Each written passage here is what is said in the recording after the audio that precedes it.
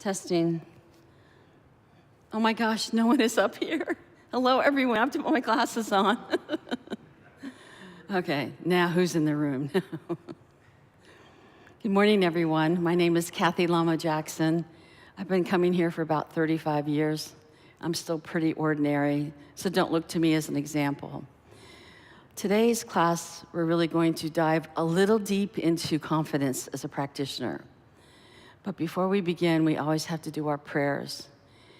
And today when we do them, if you could spend a moment not just mouthing the words, not just trying to get through them so we can get to the class and get out of here and eat your lunch, but really take a moment and look at them. So I think we'll do them first in Tibetan, then in English. Why? Because it really honors those that have come before us that put these prayers together. The first prayer we're going to open up, we're mostly going to use prayers out of this book. Do any of you not have this? Who doesn't have this book? We're not going to use this. We'll use this at the end, but this is too short. We're going to get serious here. I'm sorry. Thank you, Don. If you know the Tashi prayer, we're going to do that first.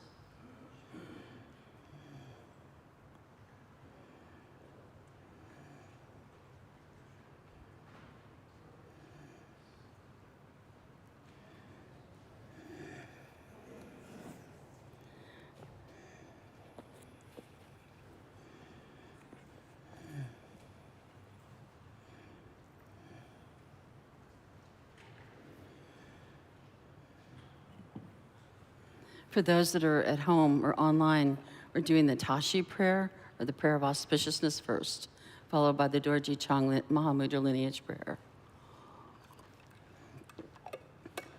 And if you don't have the prayer or you don't want to say it, then just relax your mind. People can sit wherever they want. I don't bite much.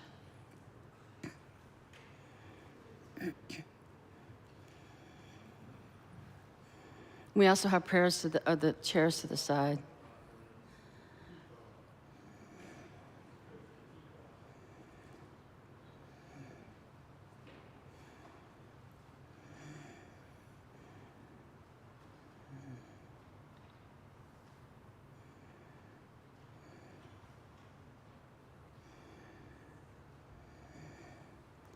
So before we start, we're just going to relax our minds just for a moment. I'll hit the gong a little loud, softer and softer, and let's just relax the mind a little more each time.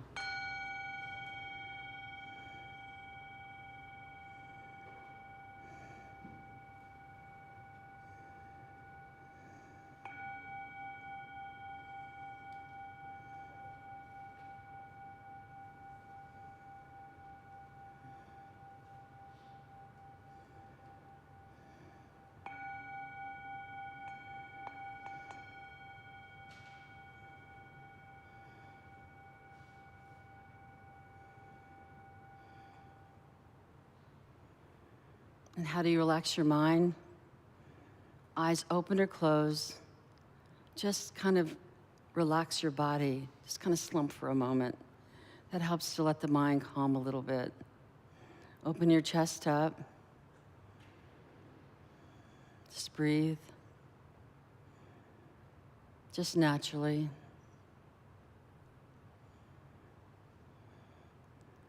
And now we'll sing we'll chant the first prayer in the notebook called the Verses of the Eight Auspicious Ones. It's also called the Tashi prayer as a nickname.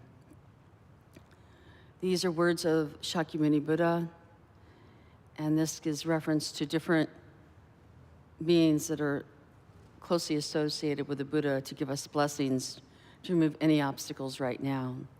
This is often done when people are in danger, when they go to bed at night, when they start a journey. It's a very lovely prayer. And don't worry how you sound. We can only put our hands at our chest.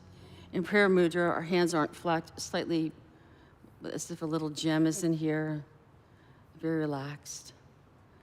And normally the chant master hits a note.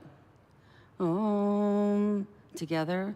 Nanzi nandaranchi lunjupe, dashi joju shina jupaye, sanje chudangendun pape tsok, kun la cha tsa da cha trashi shok, run me gyao po sa den dun gom, jang pe gen ba ge dra pa dam ba, kun la gong bo gya che dra pa chen, lung po tar pa sa dra pa dan ni, sem chen tam ji la gong dra pe pa, yi zin ce pa sa ra dra pa de, sen san tu pe tra shi pa pa wa, de wa she pa ge la cha ca lo, jang pa shu nu pa den do ji zin,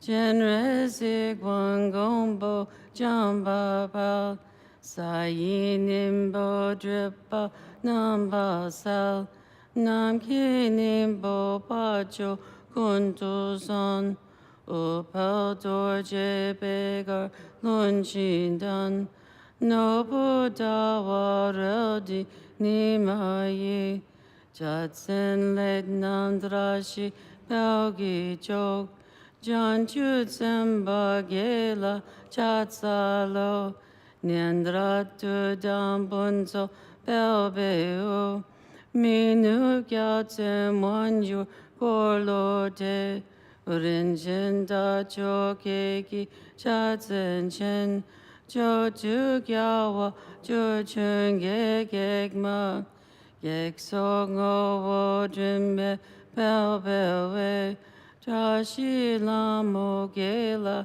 ta tsa lo, sam pa chen bo de jun sek me bu, mi ton den dan ya bo yo gor sung, pa ke bo dan le quan mik mi zam, nan tu se de la ze gor lo dan, ji shu la da tu tu dor je jen, bi wom re ji gyo zen ya zen zen, sa su ne su ge le tra shi pao, jit den gyong wa ge la cha tsa lo, da cha den dir ja wa som ba la, gek dan ne wa tse wa kun shi ne, de de pa pa sun du ni shin ju, cha shi de le pun sun so par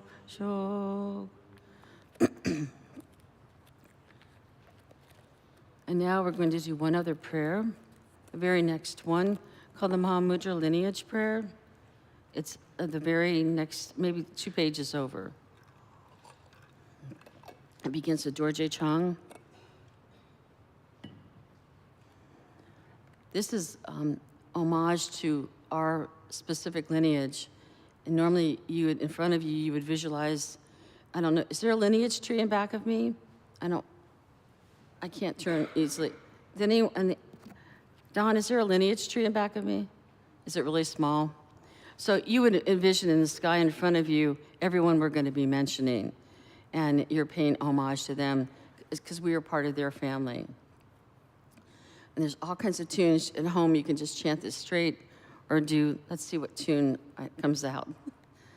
On dorje chanchen delo narodan marpa mila jujegam popa dosun sheja kunchen karmapa jeji chunge gyupazim namdan drita tsasum baden dropazo zablam chadyo chelanga nepe nyame jogun dapo kadyula sowa depso kaju Lama nam.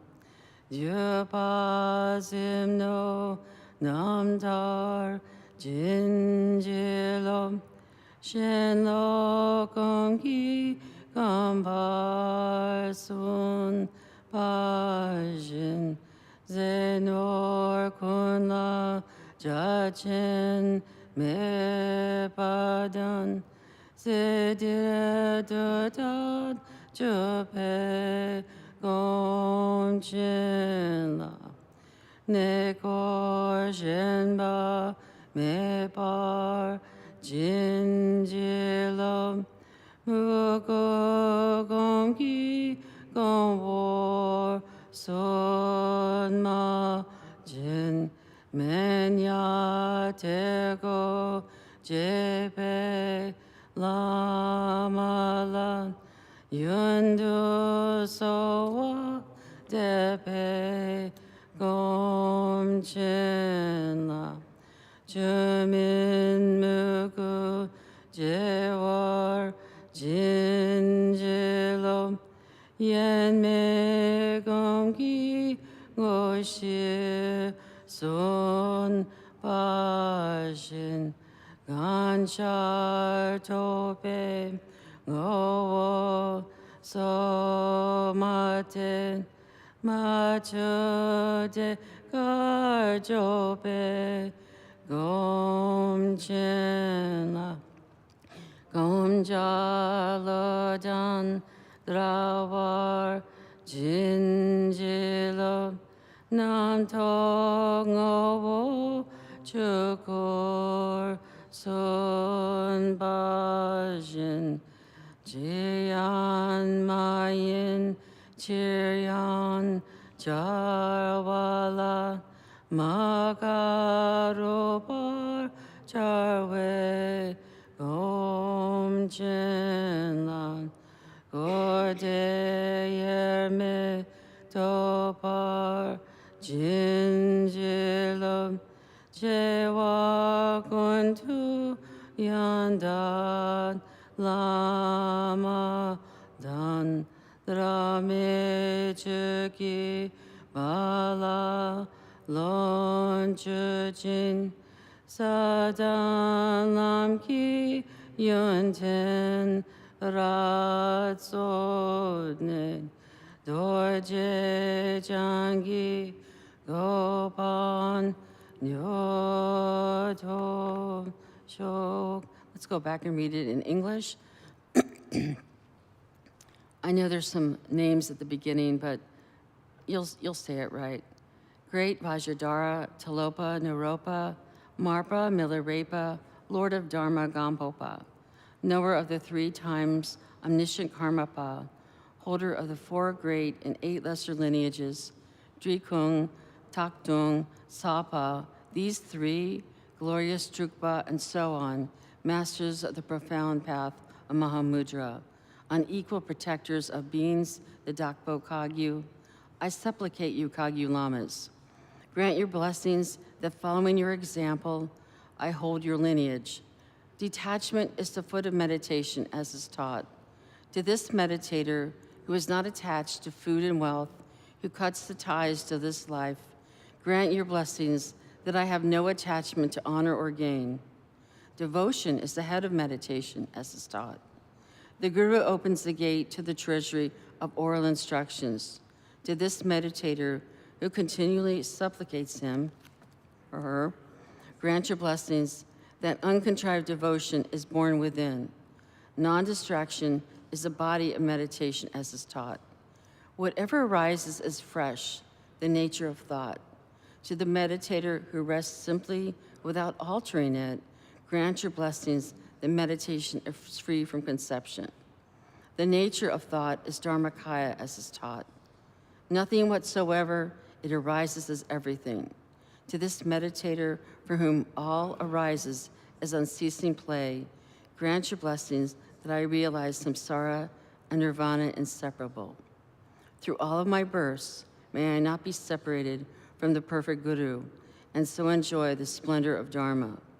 perfecting the qualities of the paths and stages, may I quickly attain the state of Ajadara.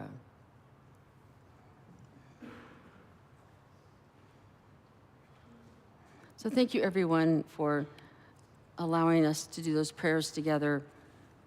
They have great blessings, and if this is your only time here, I'm sorry to make you read these prayers in Tibetan and then in English.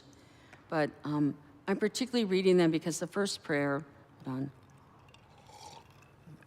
I work nights, I'm not hydrated enough, I can tell.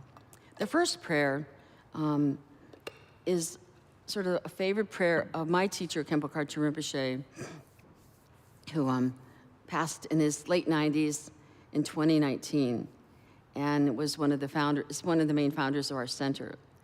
He always began every group practice with this, and told us, because he said so many people always come to me and they want prayers for this and that, for their jobs, for their marriage, they're sick. And this prayer is known to really remove a lot of obstacles that get in the way, especially as practitioners. Sometimes things arise. And the second prayer I chose, because this was always done by Venerable Trungpa Rinpoche, who just passed in June, and his cremation was a few weeks ago. And he is behind a great deal of our learning in this lineage. And he began every class I've ever been to with him with these prayers. So I thought it would be beneficial for you to gain that also. So today's topic, I searched long and hard what I wanted to talk about. I haven't taught this class in a while. But I really thought, oh, it should be this, it should be that. And then it came to me because a senior practitioner came to me and told me that they had no confidence in their practice.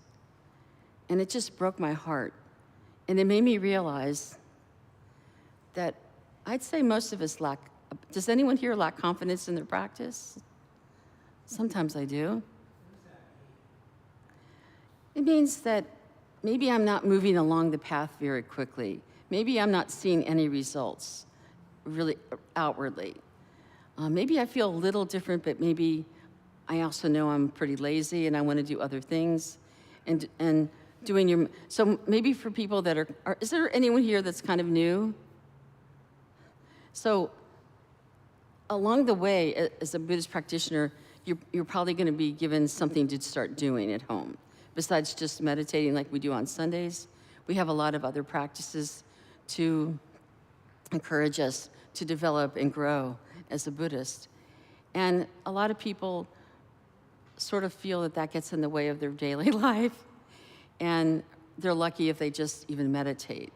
So I thought today, instead of me saying a lot of words, I would read some teachings by Khenpo Rinpoche on when my teacher taught, so he was from Tibet, he spoke a little English. So he always had a translator at his side.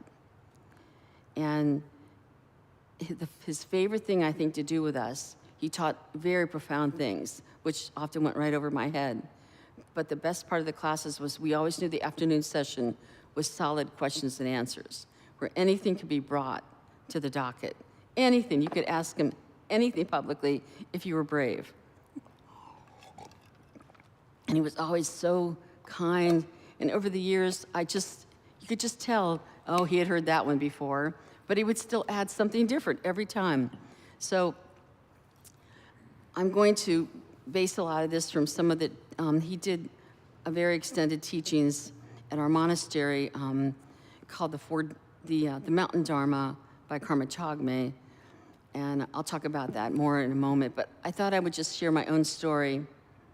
The day I took refuge at our monastery, which is upstate New York in Woodstock, Orville and I, my husband and I, had a really hard time getting there. Our car broke down right before we left Columbus, so we had to get it fixed, and so we were delayed by a day. So we missed the first teaching. So we got there for the ceremony, but he still asked if anyone had questions. And I remember asking something, and he commented to me publicly that I really have a problem with being competitive, just within like I'm a perfectionist, within myself. And I remember I sat back in the room, and my husband was way up front, and my husband turns around and nods, and I was so embarrassed. like, how does the stranger completely know, based on one little question I asked, that I'm such a perfectionist?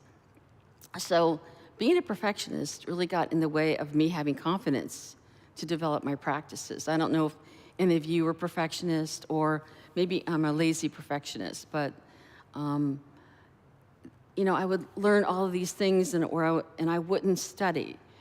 Just to let most of you know, when you learn something here, or if you go to a workshop where we teach the different deity practices, you are expected to then go home and study that. And when you're going through the practice at home, you don't have to go through it like you do in a group practice. You can completely stop and go and look at your notes and go, oh, I totally don't understand that. Let me read the notes again.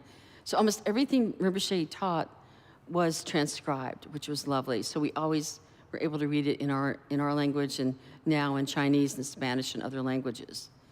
And that helped, but I still lacked confidence a lot. So, and I also felt I had, like when you start Buddhism, you start noticing maybe something you knew about yourself, but suddenly it's right in front of you while you're meditating. Mine was impatience. So I remember the first year, every time I went up to ask a question, it was always around me, of course. That's what it was supposed to be for. But it was always the same questions. And also, I think we all felt we had to ask something, and that was always the thing that was on our minds. So I just wondered, does anyone here ever struggle with, and thank you, Paul, for asking, anyone struggle with confidence in their practice? Feeling that it's really genuine and that it's fresh? It's really hard after a while, because I didn't finish my train of thought earlier. It's really fun being almost 74. So what happens is when you learn a practice, you then are told, all right, well, do so many thousand or 100 of this mantra a day, or do the practice every day, and I'm lucky if I can do that. And then you have to do the mantras. So sometimes all you worry about is getting those numbers in, or the timeline, instead of sitting back and realizing how profound this is. This is a 300-year-old teaching, and it's still applicable to this moment. I mean, those type of things, it's lost when you start struggling and straining and pushing and stressing about it. So today, I just wanted to let you know that when you practice, you need to really lighten up. You need to realize that you are going to die this lifetime, and it may be I may keel over the next moment. That would be such a great teaching. But, I mean, you never know. I'm a hospital chaplain, so I see a lot. So you never know how short our life is and how precious these teachings are. But we need to approach it with a sense of wonderment and joy, and not feeling, I have to do this. Oh, this is really... I took everything so seriously, I remember, and I think we all do. And I'll give an example. I was very lucky to live in India within 2 years of becoming Buddhist. My husband and I were asked to go and learn Tibetan language, which we sort of did. Not the best, but we tried. But the coolest thing was we lived in the village where the Buddha was enlightened. And the head of our program was this sort of famous Tibetan monk his name is Khenpo Sotrim Gyamtso. He's still alive, and he's kind of famous for crazy wisdom. Like he was like always resting his mind in emptiness. And I went to him and I told him he was teaching some really high-level Buddhist philosophy. I had no idea I was only in Buddhism a few years. I had no idea what he was talking about. And I told him this in an interview, and he was famous for his Santa Claus laugh, ho ho ho ho, and I felt like, oh no, here it comes. And he said, from now on, when you're in my class, I don't want to see you holding a pen. So I'm looking at him. I said, but how am I going to learn? I need to write everything down. He said, oh no, you really got to loosen up, Kathy. And then he said, and every day, instead of just relaxing and watching people or going shopping, I want you to go over to the stupa and use it and do your prostrations there. Because we have a practice called Ngundro, the preliminaries, where we do 111,000 prostrations with a beautiful visualization, then after to purify our body. Then later we do Vajrasattva to purify our speech. Then we do Mandala, which is for tossing rice and imagining we're making offerings to the universe. And the fourth one, they're all 111,000 repetitions. This, by the way, usually takes years, unless you're in retreat. In retreat, you do it in 3 or 4 months. But in life, most of us do it in 5 to 10 years. And the last one is Guru Yoga, where your mind and the Guru become one. And it's called the preliminary practice, right? it's preliminary to Mahamudra. It's very special. So he told me, I was just doing prostrations, and he said, just go down to the stupa, which is this gigantic edifice in the town, and the entire world goes there. It's a World Heritage Site, and it's the main Buddhist pilgrimage site where the Buddha was enlightened. A relative of the Bodhi tree lives there, and it's just this beautiful place where people, they walk around the building, do choral, they say their prayers as they're walking in circles. And nowadays, it's a huge place. It's gotten much bigger than when I lived there. So the first few weeks I went there, and I had a prostration board made for me because they didn't have Lowe's hardware store. My hardware store was it was a clay hut, and they sold, the lamps were a piece of wire, and you had to put your own lamp, your own electric socket together, and then buy one light bulb. I mean, that's the type of technology I was doing. Now it's really a very modern place. But then it wasn't. So I had this board made, and I was shocked. It was this thick, but it shrinks over time. I had to have a pony cart. I had to hire a pony cart to take it to the stupa, and 2 men carry it. It was like 100 pounds. They put it down in a place where I could do prostrations, because everyone there does prostrations. And it was so rough, I couldn't even put my hand, I didn't have sandpaper. I didn't know, forgot to buy that. Of course, 2 days later, it was smooth as that, where you slide your hands out and then you stand back up, you kind of do this. And where your hands slide, it was smooth as butter, because the Tibetans that all saw my predicament, and when I wasn't around, their hands are pretty tough, and they were all smoothing it down for me. It was the sweetest thing. I've talked before about the story of a little lady came by. Every day, she would pick a different person, and one day, an old nun tapped my arm, had me fill up buckets of water, and she had the key to the Bodhi tree to water it every day, because the Bodhi tree is in a locked area. So this was my garden place to live. I so enjoyed it, and my practice got looser and looser, till one day I'm doing prostrations, and a monk taps me on the shoulder and hands me an orange. And I said, but I'm practicing. He said, everything is practice. And so then I kind of loosened up. And then another day, he also tapped me on the shoulder and said, this man wants to give you money for his village because they've never seen anyone with hair your color, and they feel maybe you're a demon. And that you can remove obstacles for the village. I said, fine. I really loosened up. So I just want to say to you, if you were raised as a Buddhist, I think you would be much looser and more joyful and as a Western, we take this on as a really heavy responsibility, and it is a heavy responsibility, but you've got to weave joy in every moment when you practice. And with that, you'll start having more confidence and seeing how I really knew that these practices worked was I used to go to a practice. And the other thing, I've got to mention this. Competition and feeling inadequate and feeling you have to catch up. How many people come to Buddhism and think they've got to catch up? Because we all do that. So I felt like, oh my gosh, these people have been Buddhists for 10 years. I've got to get 10 years of material. Let me end. So no, just relax, just breathe.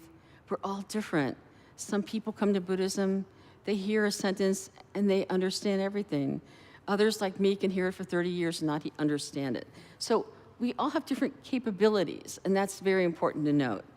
But when you do see your shortcomings, you have to just smile and realize you're not alone, and to take that moment and pray for everyone else that has that shortcoming so that they may have no obstacles in their practice. And I remember one day, I was with Lama Kathy and a group of people. We used to go to an event every year called the 10-Day Teaching. In the first year, it was very uncomfortable. I'm very high anxiety, and it was really hard to be around 80 people from all over the world and all trying to, we had a pretty set schedule, and everyone annoyed me. That's the problem of having anger issues and everything. And I never voiced it, but I felt anxious around them. And as the years went on, of course, we had different people come through. And one year I realized how wonderful everyone was. They had all changed. I didn't realize I had changed also. So you're going to see that as the years go on. So before I go on, I've been talking about me again, right? So let me read Rinpoche's. He was asked a very beautiful question. Let's see if I can find it. Of course, I had this all marked today, right? Maybe it's this one. Oh, it's this one.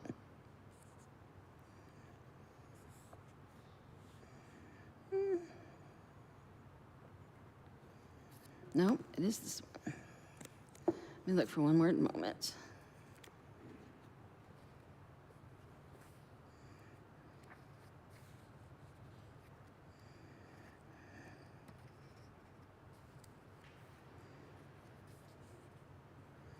Oh, isn't that funny? I wonder if I brought the wrong books. No, this is it. Oh, I found it. Here, can you tell this is the spot? So this is all about confidence. This is based on question and answer session. And I thought I would read some of this to you because it's so well done. This is translated by Lama Yeshe Gyamtso, who's exquisite translator. So this woman first asked a very intellectual question, but then she had a second one. She said, my second question is regarding something which I ask often. I have been concerned for some time now that my practice is nominal. I go through words and go through the motions. I get in the numbers without really doing it well.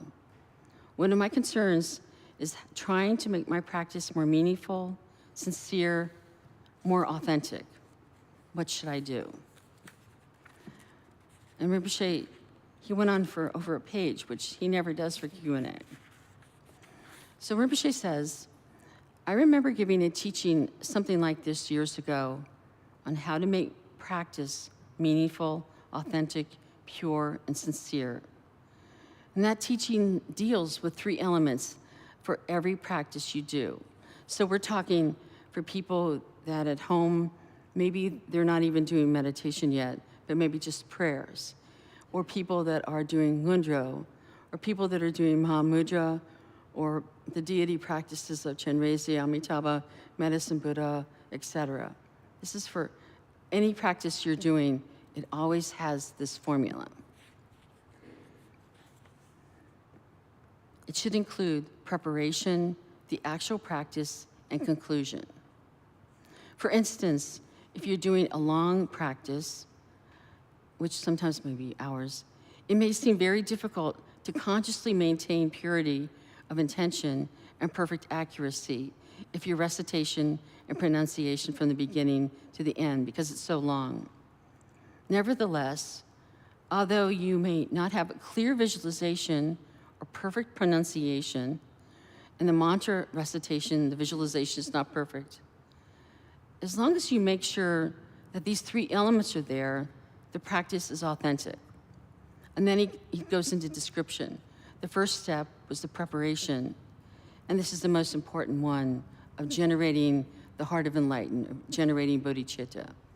You're doing this practice for the benefit of all living beings because we are all suffering from the same sufferings of loss, of change, of so many different things in our life, but we all suffer. And he says, think that you're about to engage in this practice for the purpose of bringing about the benefit of sentient beings and establishing them in the state of Buddhahood, of perfect awakening. This is how you begin. So are all of you familiar with the concept of bodhicitta? The heart of awakening, or you might say developing compassion and loving kindness. Wishing people to be happy and be free of suffering. They're often put together, it's loving kindness and compassion. So he's saying to before you begin, and normally they also, maybe we could also, oh, I should watch the time. I didn't think I had enough time, but I think I do. We should also talk about this in terms of your daily practice. So your practice at home can be almost like a retreat or even a retreat. The moment you wake, before your head is off the pillow, you should start working with your mind. May I be of benefit to everyone today. Or say your bodhisattva vow, even while you're laying down. Or imagine everything today I do. May I remember, honor everyone's differences and respect that and try and be of use. So that is one really nice way to do that, at the moment you awaken. Or some people like to jump up, take a shower, and then open their shrine, and then sit down and practice. And then often for us, when we sit down and first open our shrine, we might say a few words. And if you don't have a shrine, maybe you just have a candle, or maybe just one bowl of water, that's perfect. And you just imagine that may the beauty of that go for the whole world, and you sit down and you would say the refuge prayers, and then you would maybe say your bodhisattva vow. And if that's too much, you don't have to say any formal prayers. You can simply sit there, remember the Buddhas and Bodhisattvas and all their kindness, take refuge in them within your heart, and the same with doing the aspiration prayer, aspiring that everything you do today may be of benefit. Or you can rely on beautiful prayers. That's another advantage. That's why I love prayers, because they're written so beautifully, and Tibetan's a very poetic language. So most of the translators over time became much more poetic how they translated them, more genuine, and so they're so beautiful. So the first step was, what did I say? It was, this is a heavy book, sorry. Okay, was generating the heart of enlightenment, or bodhicitta. And so he said that this is how you would begin, and you could also be chanting the appropriate liturgy, which were those prayers. The second step is the actual body of the practice, and this is where, if you were doing Chenrezi, there's a lot of visualization, and we're come all the way up to the mantras. If you're doing shamatha, or some of you might be doing Tonglen, then you would do the main section of Tonglen. But to always begin this first step, the preparation of the intro of doing the bodhisattva vow, or just remembering bodhicitta, completely changes how you do the practice, because you're no longer doing it for yourself so that you won't get sick. A lot of people do Dharma thinking, I'll do this and I won't get sick. Or they do it, oh, I'll get money, I'll never have to suffer. We're all gonna suffer, but how we deal with it is maybe different. How we move through those stages in our life is very different. So let's talk about the second stage, the actual body of the practice, which could involve mantra, recitation of the deity visualization. And while doing this practice itself, remind yourself to occasionally reflect on the purpose.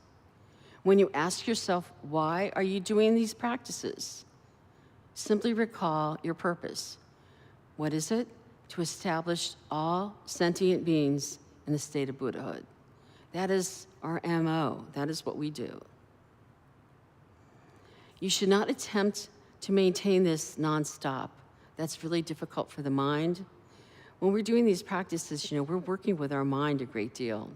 So we have to be very gentle. One analogy Rinpoche uses many times that I really like, cell phones are so useful, is the mind is like a big bird in a little cage. And when you're doing meditation, you don't put your hand in the cage and say, calm down. You very gently talk to it and coo to it and maybe stroke it very gently on its feathers. But you take a very gentle approach. So it's the same way with our practice and how we work with our mind, is very gently. And in my opinion, for me, I have to make it a little playful so I don't get bored. And so it knows it's being tricked, but it still calms down. So we talked about the first step, which is how we're focusing our heart to help all living beings. The second step, we actually go through the practices, but once in a while, remind yourself why you're doing this. And the third is the conclusion. Once you've reached the end of the practice, you dedicate whatever merit you have accumulated. he talks a little bit more about merit, so I'll read a little bit more about it. So are all of you familiar with accumulation of merit?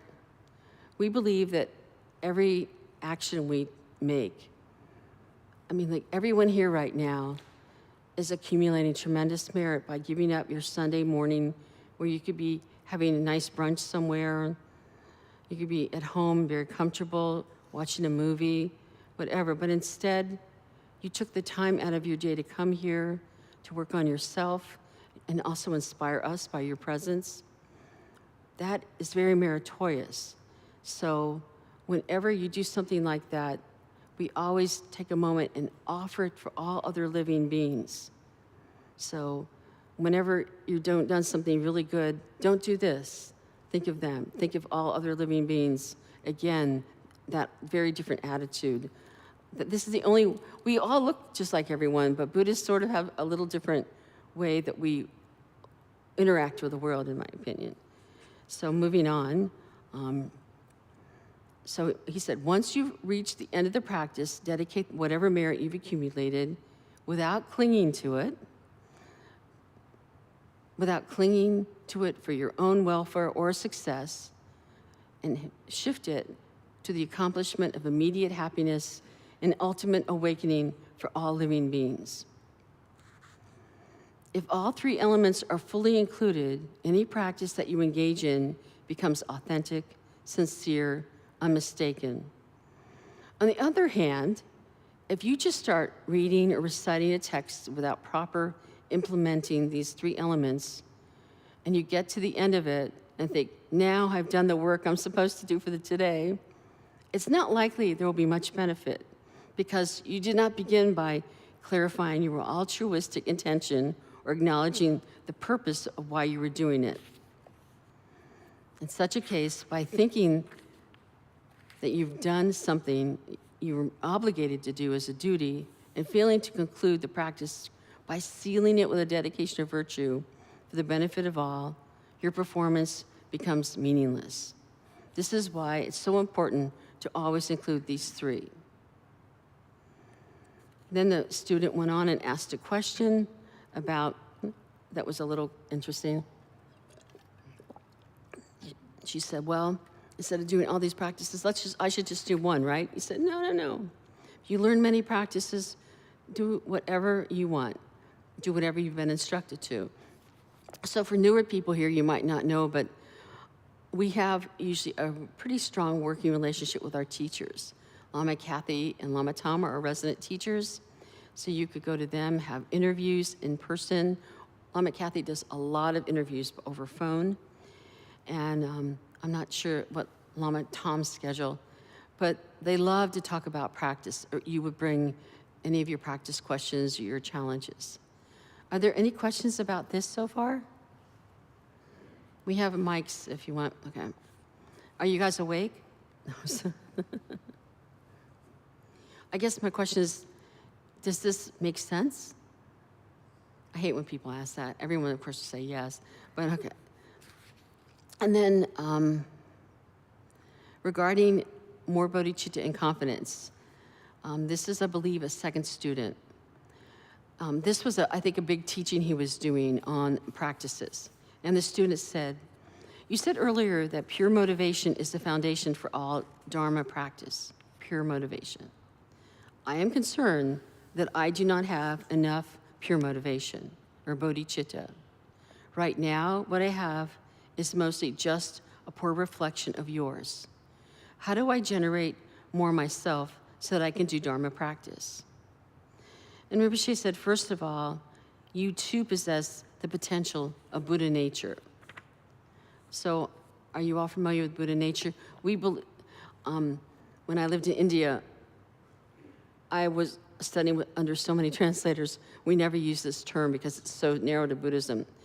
Enlightened potential is my favorite translation. We believe that all living beings, especially in the human realm, have the potential to become awakened. Everyone, no matter what their background. Some people call that Buddha nature. I like enlightened potential because we all have that same potential. We all have the potential to love. And most humans do love things. even if you might consider them wicked or evil, they still need to be loved. And they still do love in their own unusual way. So it's very important to kind of always be reminded of this. So moving on with the question. So Rinpoche said, everyone has awakened nature. Therefore, you have every opportunity to realize that Buddha potential. You are not lacking in any of your potential at all. Remember, she didn't think she had any good motivation. As for pure motivation, this is something we all work on. There is no such thing as having complete and perfect pure motivation from the beginning. Everything requires time to work, develop, and fully bloom. And then he talked about the process, the necessary process of growing and developing bodhicitta, or a heart of enlightenment. They use the analogy, they love, they're agrarian society, well, they're nomads and also farmers. So they often use the analogy of growing crops. I want to make sure online is crops, C-R-O-P-S. If you want to plant crops, first you break up the soil by digging it. And this requires great effort. And if anyone here in the room, anyone here a gardener? So anyone that knows about a good, I remember I lived at a yoga ashram for a while, and my garden was gigantic batches of red clay. And clay has great potential, but nothing grew because it didn't drain. So as soon as we broke up the soil and filled it with all kinds of beautiful compost and other material, it was some of the richest gardens I've ever had. So that's very important, is that first step. So if you want to plant crops, you break up the soil. Some people might wonder, why are you making such a big effort? You're working hard to prepare the soil so the plants and crops can grow well. And then this needs to be done even before you cultivate the seeds. So then he goes through all of that analogy. He doesn't say which is what. Let me see if there's anything now. He also talked about some people think that it's not smart to throw seeds everywhere, but to eat some of the seeds. He said, but then you don't have enough to plant. But anyway, this analogy didn't work for me all the way. Moving on. In practicing any form of meditation, you are accumulating virtue or merit. As I've said repeatedly in the past, since we are human, it is normal tendency for us to become attached and feel possessive of our wealth and material things. We are sometimes unable to give things away because of our attachment. As beginning practitioners, this is normal. But since the virtue we accumulated has no material substance, let it go. So let go of all of your virtue and offer it to others. Do not feel possessive towards it, thinking, this is my virtue, or this is my merit. Otherwise, whatever merit you've accumulated is defiled with the afflictive sense of mine, M-I-N-E, and therefore that merit can be destroyed later by instance of anger. So it's very important for you to understand when we dedicate merit, we do so I'll give you an example. A very beautiful way to dedicate merit, we usually do at the end of any gathering or at home. You can just do it anytime you're at home. You would just use, and you can particularly use your own words with this practice. I dedicate the merit of all goodness I received from the past, present, and future, and offer that to all living beings, particularly those that are suffering at this time. That way, I don't hold on to whatever goodness I had. One time I was in Lama Kathy at our monastery, and I'll never forget, I really love plants. I have a degree in horticulture, so I was going on and on about how beautiful all the hemlock groves were and other things, and how it was just making me feel so wondrous. And Lama Kathy said, we're not to cling to that feeling. Right now, you need to learn to start thinking of offering that to others also. And it took me, I was kind of incensed, like, man, this is my moment. My moment in the woods, you know? And then I realized that that's very important to offer that up, that beauty, because not everyone may live in an area where they have that type of beauty. Not everyone has love or has kindness that comes to them. Always remember to keep giving, letting go of it, because it's not ours to hold on to anyway. So let's see the timeline. Oh, it's almost time. So to end this, remember she says, if you can think in this way, then there's no difficulty in cultivating pure motivation, because pure motivation is simply thinking, whatever practice I do may be done for the benefit of others. This thought itself is pure motivation. Sometimes we might be unable to cultivate the attitude that we are practicing for the benefit of others because we become possessive or prideful and want to have that for ourselves. Instead of being possessive, dedicate the virtue that you accumulate towards the benefit of others and their attainment of perfect awakening. By thinking in this way, your motivation will be pure. I remember hearing these words many times, that we are here today because others dedicated their merit for us in the future. So this is a much bigger cosmos, I think, in a world than we realize. It moves through time, in my opinion, and it's very wondrous, very wondrous. So I think we could just end right now, because we're going to have Mahakala coming up at 1. So let's just take a moment. But are there any pressing questions? Go ahead. I'm not sure if I'm not very intellectual, so I don't know if I can answer it, but I'll try. Hello. Hi, Samuel. My question was, earnestness it's one of the first couple chapters in the Dhammapada, and it talks about, it's less of a question, more of a comment. Could you say what word was it?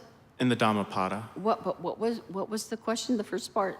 On earnestness and sincerity. What? Oh, sincerity.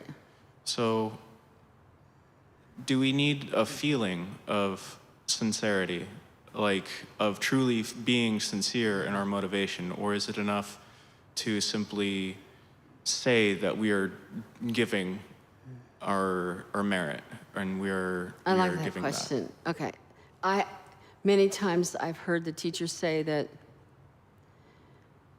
when you have a moment at home, you should really reflect on the suffering of the world. Maybe watch the news, then turn it off. And in your heart of hearts, until you feel it, you don't stop until you really feel that sensation of caring. That's a type of sincerity, in my opinion. So it takes a while to cultivate it, but it's something that we should do. Absolutely. Yeah. With every fiber of our being, with every pore in our body. Thank you. Thank you. So let's just take a moment now.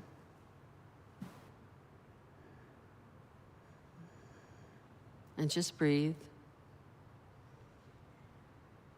Relax your body. Sit up nice and straight. Sitting straight really helps your meditation.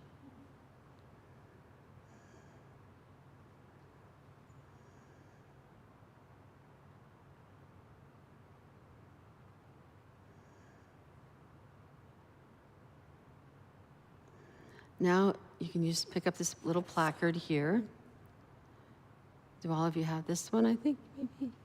We'll do the dedication of merit, the second side. And thank you, Samuel, for your question. So with very profound feeling within your heart, let's say this prayer now. First in Tibetan. Let's do it in English first. By this merit, may all attain omniscience. May it defeat the enemy wrongdoing from the stormy waves of birth, old age, sickness, and death. From the ocean of samsara, may I free all beings. Second prayer. The courageous Manjushri, who knows everything as it is. Samantabhadra, who also knows in the same way. And all the bodhisattvas, that I may follow in their path. I completely dedicate all virtue. And now in Tibetan.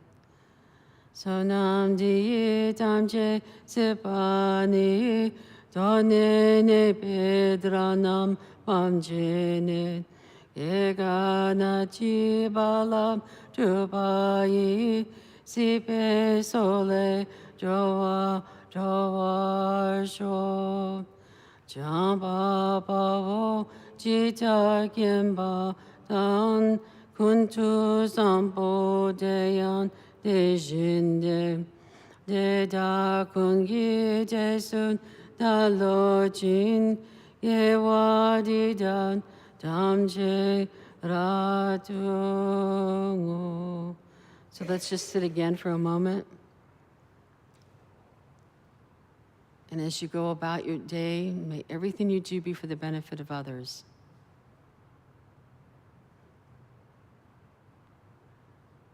Thank you, everyone. Thank you for your patience. And thank you, Julaine, for the shrine. And thank you, Don, for the system. I'm so used to dealing with my furnace, I was going to call it the HVAC, but for the audio system.